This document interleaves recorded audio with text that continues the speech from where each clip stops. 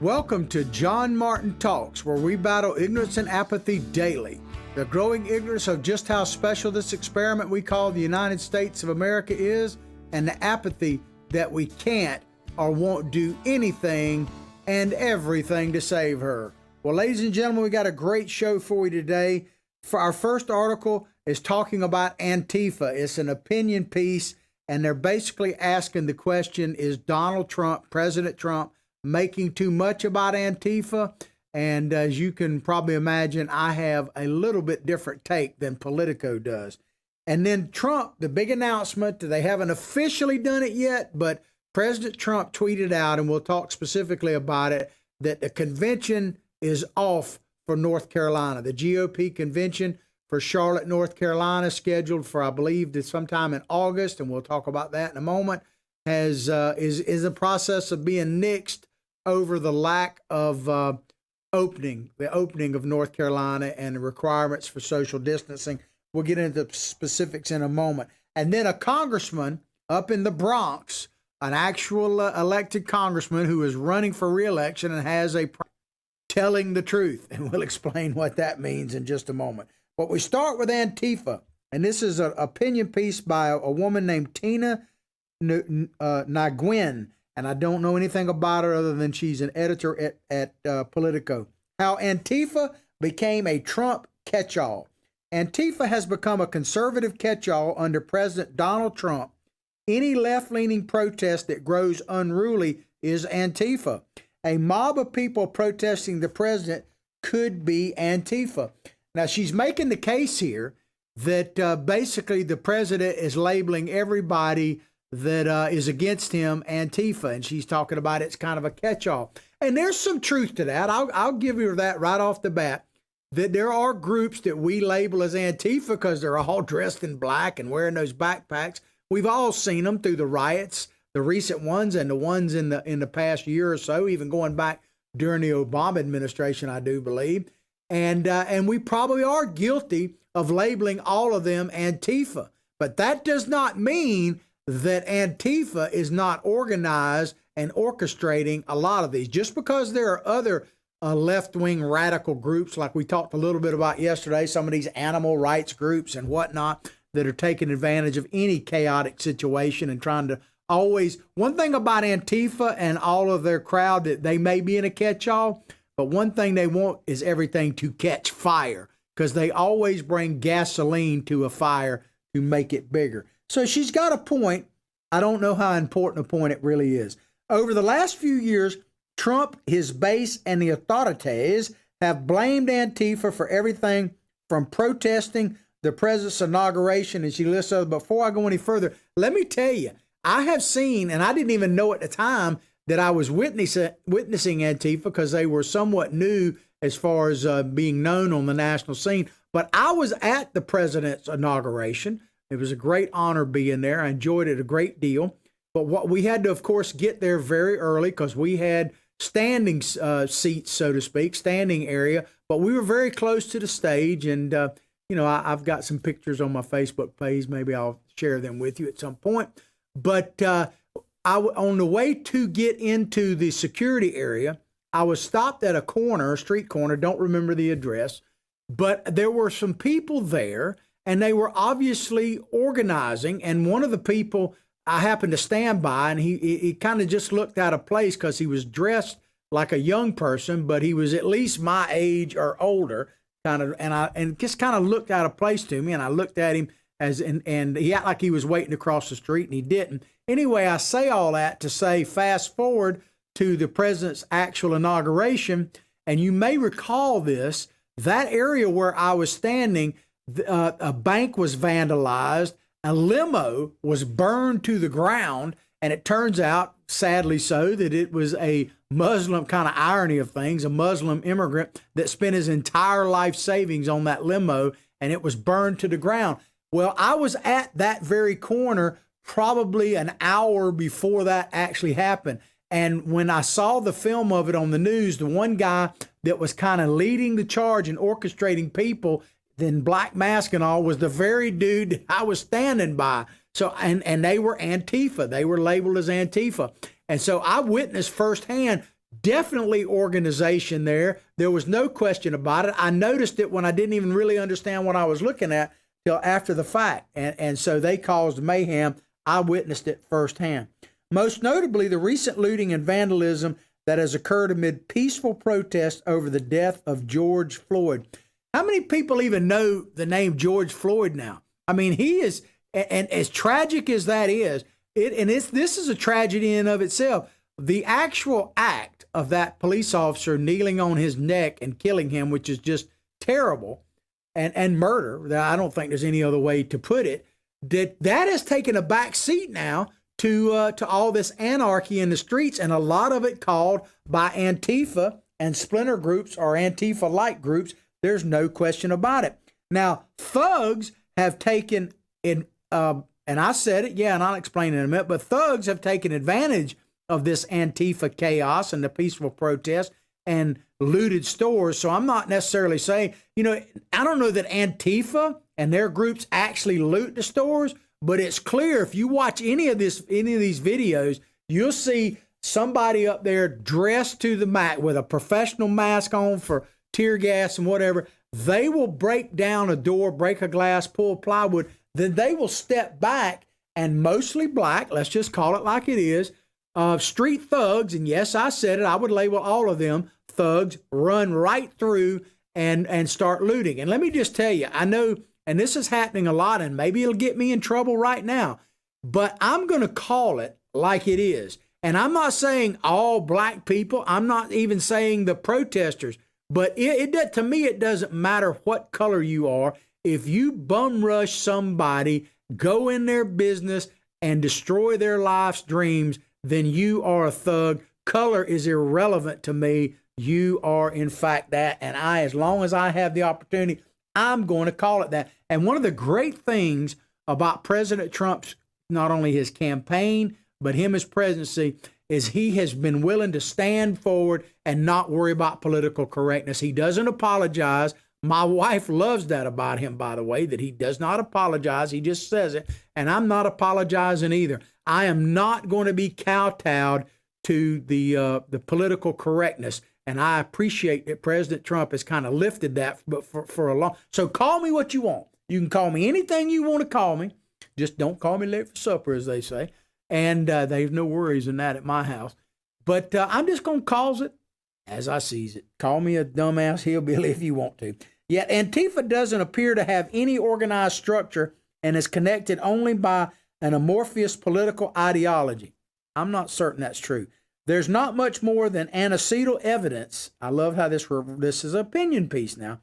Evidence and blurry Twitter associations that organized Antifa groups showed up at the recent protests executing any sort of well-trained tactics.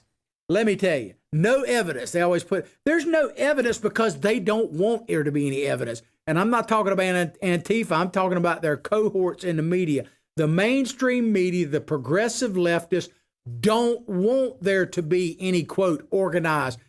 There's tons of evidence that George Soros and people like him are funding many of these organizations.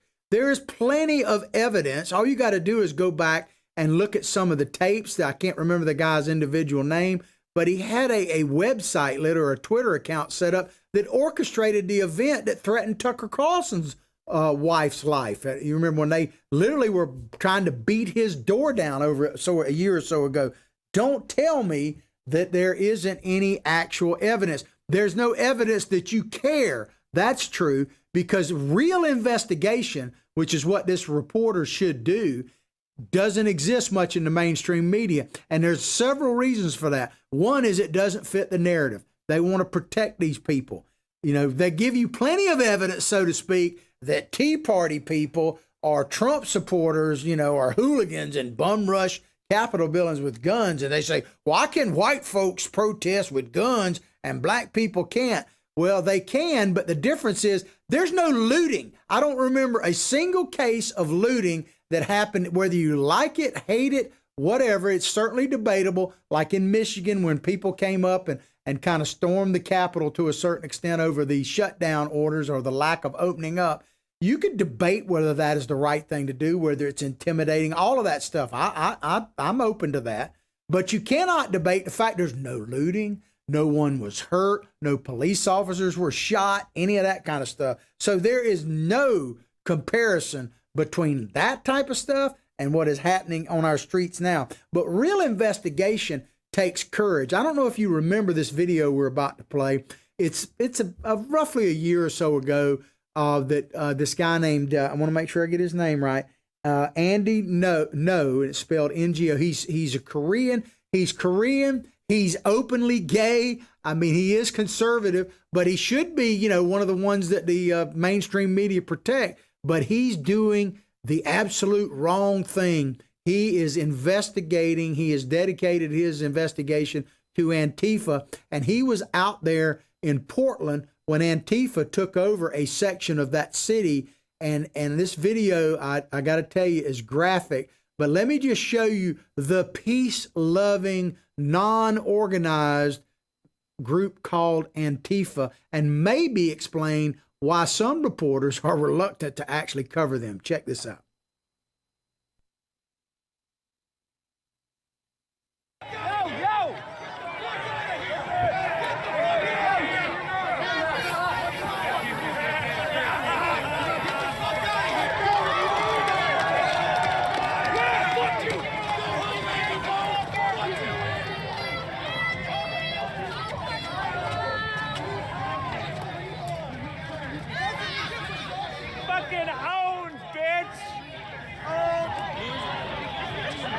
That's good enough.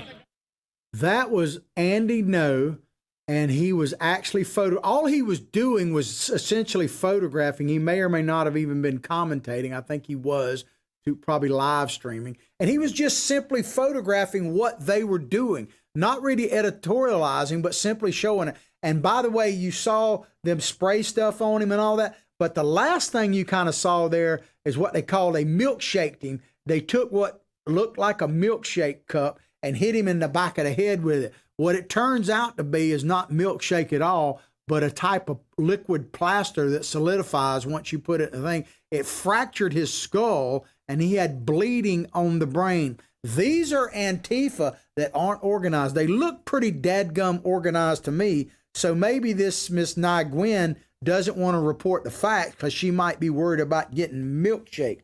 Still the term, back to the article, the editorial, still the term is a potent one for conservatives talking about Antifa. It's the violent distillation of everything they could fear, talking about conservatives, like many of you. Fear could come to pass in an all-out culture war, and it's a quick way to brand part of the opposition. So it's just what she's saying here is that by just labeling these people Antifa, it's a quick way to brand them. Like, she should know, right? Like, the left doesn't brand people. You could be, if you're carrying an American flag at an event now, and there was a guy got the crap beat, an older, probably a guy, I say older, he's probably about my age, beat up just the other day. And one of these, simply for walking around with American flag. He was guilty of being white and American flag at a protest. I mean, that was what he was doing. I don't think he was, and he was beat to an inch of his life. So they quit. If you carry an American flag and you happen to be white, you automatically are KKK. You're a Nazi or a white supremacist. There is just no ifs, ands, or buts about that. And the media is quick to label you that, right? The people who showed up to protest being locked in their houses, basically, in Michigan are automatically militia, that kind of. So the left, they are quick to brand you. So if President Trump is guilty of over-branding Antifa, well, wow, okay, where'd he get that from? Scott Walter, the president of Capital Research Center, a conservative libertarian think tank that maintains a database of research on left-wing organizations, said this about Antifa. He said, in a way, Antifa is the political correctness that all kinds of conservatives dislike in a really radical form. What he's talking about is Antifa really kind of got their start, got national attention when they were doing things like out in Berkeley, when Milo Yiannopoulos, I think, or Milo Yiannopoulos was trying to speak out there, that they basically go out there and shut down any type of conservative speech, whatsoever. And they've done that on campuses everywhere. So that's what he's talking about, that they go and become kind of a violent political correctness, if you will. And I've witnessed that firsthand too, and I'll tell you more about that in a minute. He said, and this gentleman said, and the most common place to find political correctness and Antifa is on college campuses, where the essential thing is that you want to silence your opponents completely and you want to have mob rule. That's what I think almost all conservatives see. And it's just a fact. They see the fact, because if you go back to, like I was saying, out in Berkeley, one of the things, and I didn't want to play too much video, don't want to give them too much credit, but one of the things they said out there, and I remember it really well, looked at it again this morning, is that they said that their free speech was the violence. In other words, Mr. Yiannopoulos, his speech was actual speech, and their speech was in burning down parts of Berkeley campus. That is, in fact, their free speech. And you've heard some of that recently in the coverage of these, what do they say, mostly peaceful protests, that somehow the violence itself is a form of speech and the graffiti. If that's true, then we're done. If the First Amendment can now be stretched to the point that it covers you violently attacking somebody, like shooting that retired police officer who happened to be black, by the way. Where's the racism in that? And where's the coverage of that? Very little coverage of the police officer that was retired in St. Louis that was gunned down on Facebook live stream about that. You don't hear much about that. Have you even heard about that? It's pretty, you have to basically listen to shows like mine to even hear about that. But I've experienced this attempt at shutting down free speech personally a few months ago, and the video is still up on my Facebook site. You can go directly to John Martin Talks Facebook page, like it, and share it with others. I would appreciate that very much. But I covered an event for Citizens for Trump. Good morning. I know people are watching us on Citizens for Trump. Thank you very much. America's Voice News. Howdy, how are you? But I covered an event for Citizens Trump when Don Jr. and Kimberly Guilforth, I hope I'm saying her name correctly, were spoke at a cathedral on a University of Florida campus. And let me tell you, man, all I didn't have anything that said Trump, Citizens for Trump, or anything else. I basically had on a shirt similar to this and jeans, and I had a selfie stick that I was using to cover people. And they literally surrounded me, shouted me, called me everything but a child of God, man. And I hadn't even said anything. I was just guilty of being a white dude and standing there. And by the way, Charlie Kirk was there, and I got to talk to him briefly. But man, what courage that young man has, because he was just standing there looking over the crowd like that. And literally, I thought they were going to milkshake him with one of those plaster-filled cups. It was crazy. And then a lot of them were identified as Antifa. So I have experienced their violence firsthand. The term Antifa, back to the article, short for anti-fascist, which is a joke in and of itself, has strayed far from its origins in pre-World War II Germany. So if they go, this is something, and I'm not saying this is true, but this is what the writer is saying, that Antifa goes back to World War II Germany and was a violent response to like the brown shirts and all at the time, the Nazis. If that's true, then they've been organized for a long time. So this article kind of counteracts it. I'm not sure that's true, but this is what the writer is saying. Where it referred to talking about in those days in Germany, where it referred to a paramilitary group that used violence in its fights against the Nazi party. Well, apparently they are true to their roots, right? But here's the thing. They say they're anti-fascist. They are fascist. They are the fascists. They don't want you to have true free speech. They don't want you to have peaceful assembly, the right to all these constitutional rights that we're guaranteed by our Creator and our government under the Constitution is supposed to protect. They are opposed to that. And here's the most ironic thing about it, tragic, heartbreaking, and pisses me off.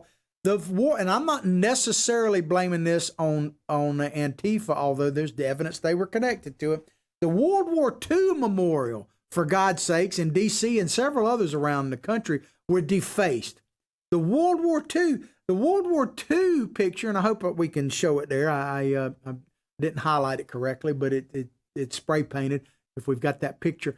But the World War II monument is to people who actually fought fascists. I mean, it also shows the Lincoln Memorial in that picture, which we talked about that yesterday. But the World War II to be defaced by people who say they are anti-fascist is ludicrous and shows a deliberate dumbness, if you will. And going back to the event I was telling University of Florida, what was shocking to me the most was the absolute idiocy of many of our college campus people, the people from professors who I talked to right down to the students. They don't know anything about our history. They don't even know what fascists really are. They literally at that particular event were defending communist China and saying, because this was back about the time LeBron James was saying all his stupid stuff, they were literally saying that China was a better country than ours. These are our college educated kids. It was very, very disheartening and frightening. But the World War II memorial, man, it just shows how much I'm battling ignorance and apathy. You talk about the anti-fascists, it's the men that particular monument represents. They're the ones that put their life on the line and many times gave their life in defense of this country and the world against fascism. So it's just crazy, man. I could just go on a total absolute rant on that, but I'll try to let me calm down, because when you start messing with that greatest generation, which my father's included, it just gets me. And the women like my mom who, carried on at the home front. But said Alexander Reed Ross, an instructor at Portland State University and the author of Against Fascist Creep. Now, you'd think he'd be Antifa, but he's actually for them. Listen to what he says here.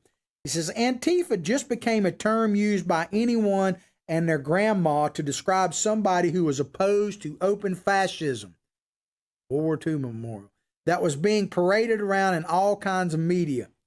Yeah, they glorified it. He said, I think with popularization of the alt-right, so somehow it's JMT or, maybe Breitbart or, America's Voice News, somebody, it's our fault that Antifa is out there, man. It's just crazy, man. It said alt-right, there was sort of counter-popularization, not that they label anybody, right, of Antifa to the point where it simply describes people who are anti-fascist or people who are against racism and are willing to protest against it. Ladies and gentlemen, let me just unequivocally say that this professor is full of total malarkey. Let's put it that way, in honor of Joe Biden. And this guy is the professor of malarkey. It's complete. I mean, just look at the pictures of Antifa that we've got put up here. These are real pictures taken on the streets of America. That one right there is a recent one of was during these riots this past week, where you literally have this guy beating up a police officer right there. I mean, it's just absolutely to think that this is actually happening on our streets literally as we speak. Last night was a bit calmer, thank God. Maybe this thing is going to slow down, but it just words cannot explain just how it makes me feel. In recent years, the Trump administration, and I thought about this, maybe I ought to go out there, but here's the deal. I'm way too old for that kind of stuff now. I'm doing the best I can telling you about it, because like I was telling my wife, I can't run anymore. I can walk pretty fast, but I can't run. I could probably stand and fight and give them a good bit before they would take me out, about 20 or 30 of them kind of thing. They cowards individually from what I've seen, but in group, man, they're crazy, like ants, I suppose. But I can't run anymore. I'm just telling you, I just can't do it, man. But not that I was a sprinter to start with. But in recent years, the Trump administration, back to this article, has sought to brand Antifa as a terrorist organization, building it up in speeches and in appeals to voters. Well, what has the left done? Okay, if you want to say that President Trump has built up Antifa as the terrorist boogeyman, he definitely spoke out against them.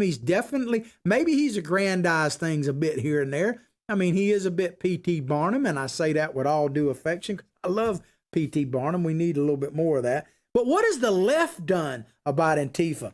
Did you know this? Now, this should make you sick, and I'm not going to get too deep into it. Go check it out. But Teen Vogue, you've heard of Vogue magazine.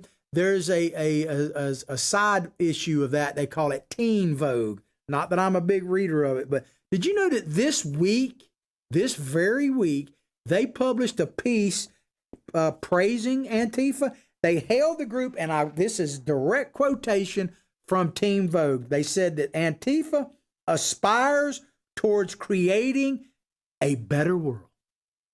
Now, I don't see how anybody love Antifa, hate them, whatever, don't even know it, could look at anything they've done and say that it aspires towards creating a better world. Tell that to the people whose dreams, black, white, whatever. I mean, many black business owners, man, have been devastated by Antifa. So, and like I said, what about that Muslim guy that put his entire life savings into that limo that I saw burned up, man? Creating a better world. I guess they're trying to do away with cars.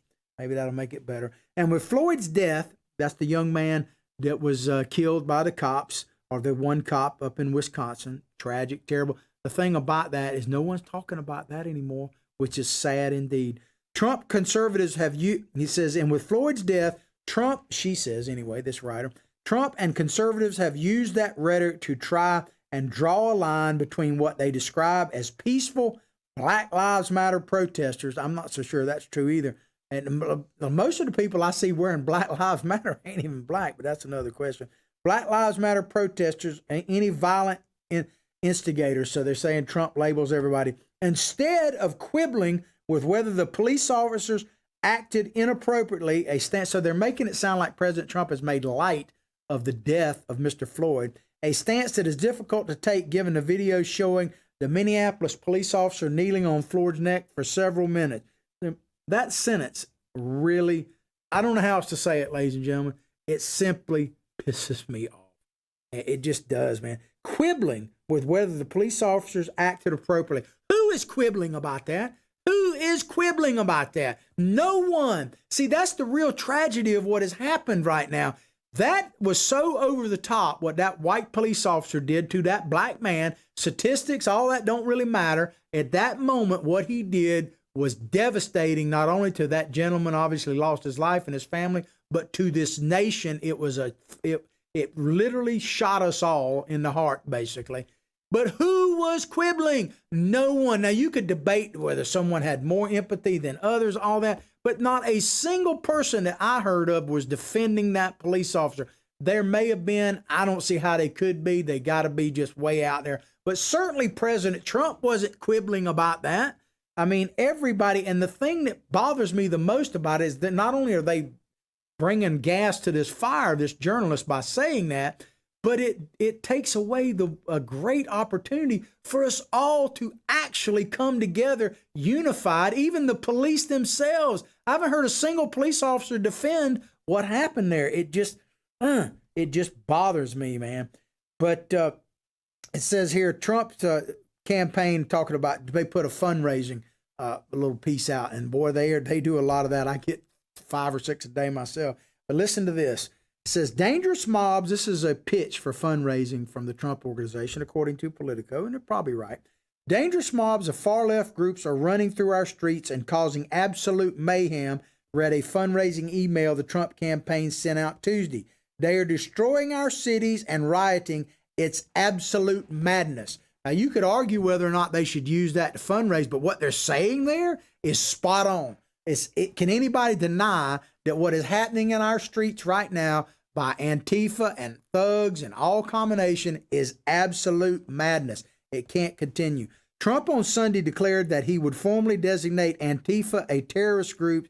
It's a threat he made previously in the summer of 2019 when a Portland Antifa, and that was when we showed you that video of that reporter getting beat up out there, Antifa group repeatedly clashed with far-right groups like the Proud Boys over several weeks of demonstrations. That is partially true. The Proud Boys deal lasted like a day and a half, and they left the scene basically. Antifa moved in with the auspice of fighting against fascists, and they stayed there for over a month, if I remember correctly.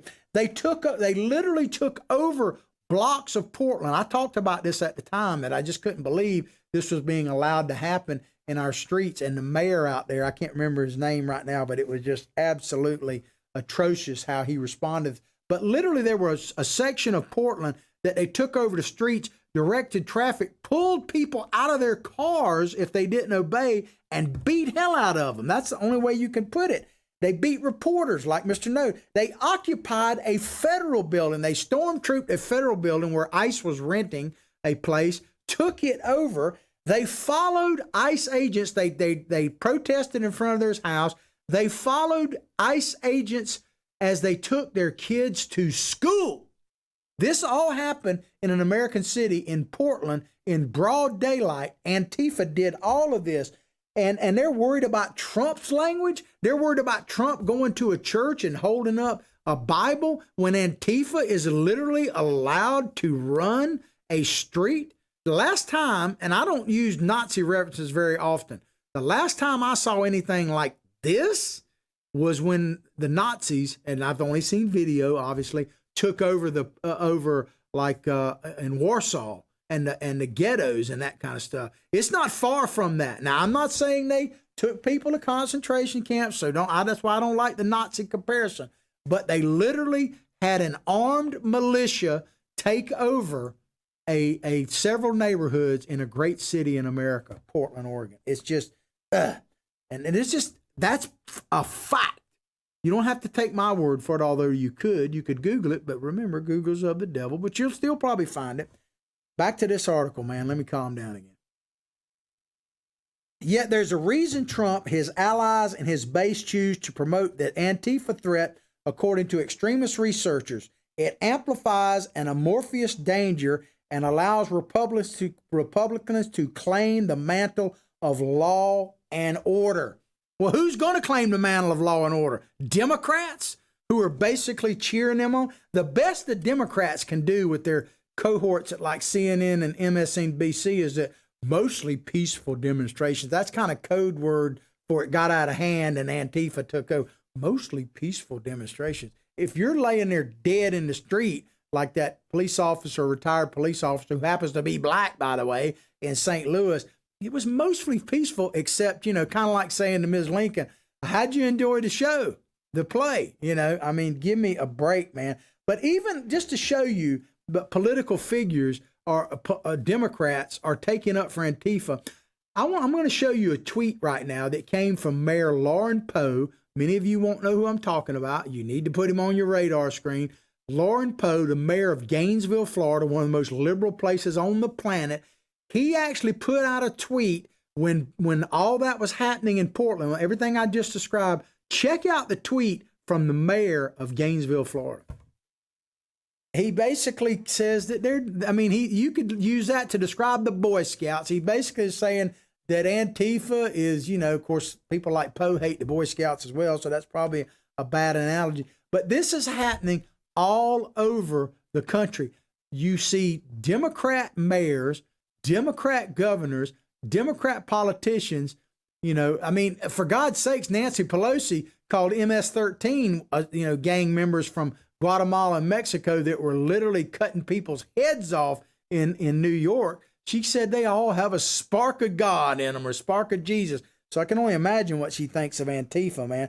Let me show you this pic here. And I don't show you this with any great joy. Let me show you, I'm going to show you two pictures. The first right there, I think you'll recognize. That is ISIS. And we know all about what ISIS does. I'm not necessarily comparing them directly to Antifa, but it's a start. But look at that. We're at war with those people in the streets in the Middle East, for killing American soldiers. Now take a look. So get that picture in your head. Now take a look at this picture. Can we pop up? That picture right there is in the streets of America this week. I think that picture might have been New York, but there's many of them like that. What is the difference between the way they look and the way the ISIS, maybe they got more guns than ISIS? I'm just going to tell you right now, that right there, I don't care if it's Antifa, Spifa, Hifa, Difa, Woofa. I don't really care what you call them, bow, wow, how. That right there should not be allowed to happen in a street in America. You should not be able to walk down a street in America looking like that, let alone actually stopping traffic, looting stores, all. Those people should be arrested. That should be, if it isn't illegal, we need to make it so now. That right there should be illegal at any time. And I believe it is, because it is designed to intimidate American citizens, and it is part of insurrection. And it should absolutely be dealt with. And, they should never be able to. Oh, and FYI, just, I'm always trying to help. Here, let me calm down one more time. I'll make this point. I heard some of these Antifas and some of these Antifa wannabes say that they're going to bring this type of stuff to rule America. Well, let me give you a piece of advice. Remember my good friend, I feel like he's a good friend, kindred spirit, Grady Judd. We talked about him. He's a sheriff of Polk County. I wish he was sheriff of America. But he said that he warned them people, if they come to my community, our citizens love guns. They have guns. The guns are loaded. And if you come in their front door, I encourage them to blow you out that door. So, really. So come to rural America if you want to. I can tell you in my little town of Hawthorne, I've said this before jokingly, but it's true, that crazy clown thing where they were having the clown posse stuff happen, that would last like one or two houses in my place, and the cops would come. You heard anything about them crazy clowns? Yeah, I got one buried right out. See that lump there? We got tomatoes planted on him right now. Because that's exactly what's going to happen to you if you come where I live. I can tell you that now. All right, we're going to move along here. We got a few minutes left. Got some quick stories to get to. Donald Trump has come out now and basically told the governor of North Carolina, it's over. We're not going to have the Republican convention. We're going to have one, and it ain't going to be in Charlotte. Let's look at this. Is a Washington Post article. Trump looks beyond North Carolina for convention as relations deteriorate with state leaders. President Donald Trump said Tuesday that the Republican Party would seek to pull its August nominating convention out of North Carolina after Democratic Governor Roy Cooper refused to heed a GOP demand that he pre-authorize a gathering of at least 19,000 people. So what he should do is just declare them a group, one big group. Then they could, like families can do more than 10 in most places. We're just one big happy Trump group and be all right. We could compromise. But they ain't not smart enough for that. Trump tweeted shortly after 9 p.m. This is what he said last night. Governor Cooper is still in shelter-in-place mode and not allowing us to occupy the arena as originally anticipated and promised. We are now forced to seek another state to host the 2020 Republican National Convention. Now, I understand they're talking about social distancing, but make no mistake about it. This is politics from a Democratic governor that is trying to hamstring Trump's presidency and Trump's reelection because he knows that President Trump is a rally guy, and of course Joe Biden is rallying in his basement, and he's trying to hamstring the president. That's what he's trying to do here. In my opinion, it has very little to do with actual public health. It's all politics. Republican Party Chair Ronna McDaniel, who's doing a great job, by the way, had said earlier in the day that the party would begin exploring options outside of North Carolina. This is what she said. We have an obligation to our delegates, amen, and a nominee, President Trump, to begin visiting the multiple cities and states who have reached out in recent days, because there's people want this, about hosting a historic event to show that America is open for business. Absolutely. America is open for business. I saw this meme, I'm going to post it now if I can, where it talked about how, you can get arrested for opening your business, but if it's looted, no big deal. People they don't have to social distance. You have to social distance if you open it and restricted, but looters, they can come in by the thousands. It don't really matter. No social shouldn't they at least arrest them for non-social distancing? I don't know. But Governor Cooper wrote Tuesday in a letter to the Republican leaders, he said this: as much as we want the conditions surrounding COVID-19, Corona, to be favorable enough for you to hold a convention you describe in August, in other words, a real convention, it is very unlikely that you can do that. Neither public health officials nor I will risk the health and safety of North Carolinians by providing the guarantee you seek. Okay, sir. Well, let's just move on. Because places like Florida, Tennessee, and Texas, and some other, Georgia, they're ready to welcome them. And trust me on this, because I've been involved in it. People are hungry to go to it. You're not going to have a problem with people eager to go and commingle and social distancing and all that. They're ready to come. So you would have a problem if you want social distancing. So let's just move on, and we'll let the voters of North Carolina, the next time you run for re-election, decide whether it was smart to cut your state out of probably $100 million in revenue. We'll see if that's smart. But Cooper said the GOP is demanding a packed arena. What they're demanding is what they paid for. That's what they're demanding, as well as full restaurants, hotels, and bars. Oh my God, what a tragedy that would be for Charlotte to have full restaurants, hotels, and bars. Given the uncertain health situation, this thing is uncertain for a long time, man. We got to assess our risk and move on. He wrote, a smaller event with social distancing and face coverings is necessary. You know, wow. Okay, so first of all, they're only demanding what they paid for. That's all they're demanding. And the media, you know good and well, ladies and gentlemen, I've said this, but if I say it, it bears repeating, that the media would have a field day if they had social distancing at this thing. You know good and well they would pan around and see that every, like third seat or whatever was full and say, this is a sign that there's a lack of support for Donald Trump. That's what they would show. There is no ifs, ands, or buts about that. The Democratic convention is scheduled for the previous week in Milwaukee, and it is increasingly likely that the two events will showcase sharply contrasting approaches to viral threat and a few other sharply contrasting things, man.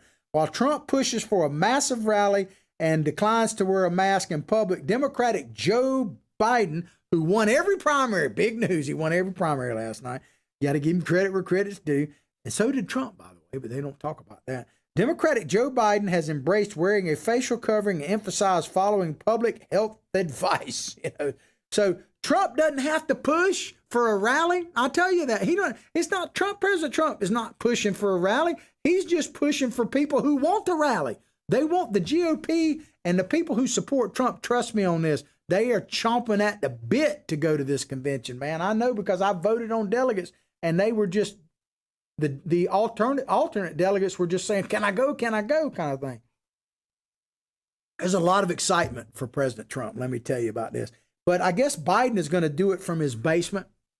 Imagine the tech issues. And I can relate to that. We had some tech issues. We've had some. It's difficult sometimes to deal with this technology and all that. But Biden, and I'm running on a shoestring budget of all, and I'm not complaining. I got some great people helping me here. But Biden is supposedly spending millions of dollars and got the top of the top, right? Helping him. And they can't even pull off a podcast. How are they going to pull off a convention? But Republicans are exploring everything from Tennessee, Florida to Vegas. Florida I think I can speak for the Republicans in the state. I'm sure I can speak for the governor. Come on to Florida, Mr. Trump. Come home. This is your home now. Come on home, man. Come on home, boy. We'll take care of you. I guarantee it. But the Jacksonville mayor, which is a city in the extreme, like northeast of Florida, he says, yeah, absolutely, we're going to look at having them here and everything else. He said the opportunity to showcase our city to the world while creating an economic impact of over 100 million is one we welcome. Now, there's some people, some Republicans, as you might imagine, in Charlotte that are saying, hey, wait a minute, we want to try to work this out and all that, but it's too late. It's probably too late. My message to you in North Carolina, if you lose this convention, which it looks like you're going to do not blame President Trump. Look squarely at yourself in the mirror and your governor, because I'm not saying everybody, but you elected that governor. Maybe you ought to follow some of these other states and elect a Republican governor next time. Not only is their economy faring better, but there's a little bit less rioting in the street in those places. I'm just saying, man. All right, we only got a couple of minutes left. I got to get to this story because it is funny, sad, ridiculous, all that. This is from a Washington Post as well. Congressman recorded at protest event saying, if I didn't have a primary, I wouldn't care. This is where I told you the congressman got caught telling the truth. Representative Elliot Engel sparked criticism Tuesday after he repeatedly asked to speak at a Bronx news conference about the protests that were happening there over the killing of Mr. Floyd. Then said near a live microphone, if I didn't have a primary, I wouldn't care. So he kept begging to get up there. And the alderman or whatever that was handling the event in the Bronx said, we got too many people on the list for you to talk. Step aside. And the guy literally said on a hot mic, I wouldn't care. In other words, I wouldn't want to speak, but I got a primary. I need to say something. I guess he got caught on a hot mic. That hot mic thing, look what it did. Of course, it don't really hurt anybody. Look what Obama did, man. Obama got caught on, we played it a few times, caught on a hot mic telling Medvedev, who was the president of Russia at the time, or the foreign minister, I think, that, hey, when my election is over, I can get with you and Vlad and we'll do some business. There's more evidence of Russian collusion, by the way, on like that 1 minute tape than in all the Mueller report combined. But hey, you know, it's Obama, so it's all right. But this guy who's have 16th term he's seeking right there. But check this out. It says, Engel clarified his remark Tuesday afternoon, saying in a statement that he had wanted to convey that he cares deeply about what's happening in this country. So basically, he was channeling his inner Biden, man. You know how Biden said, if you ain't voting for me and you're black, well, you ain't really black. If you're black and you're voting for anybody but me, then you ain't really black.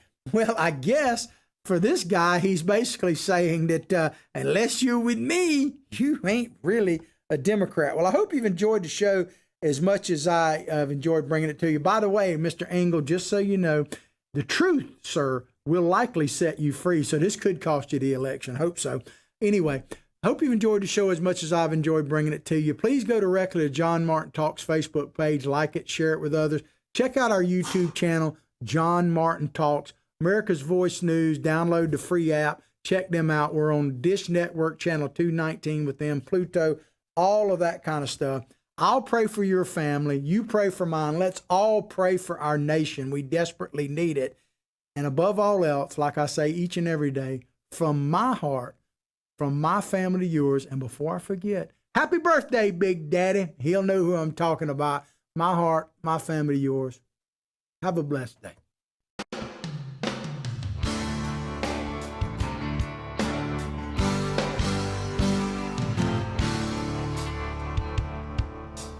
Thank you.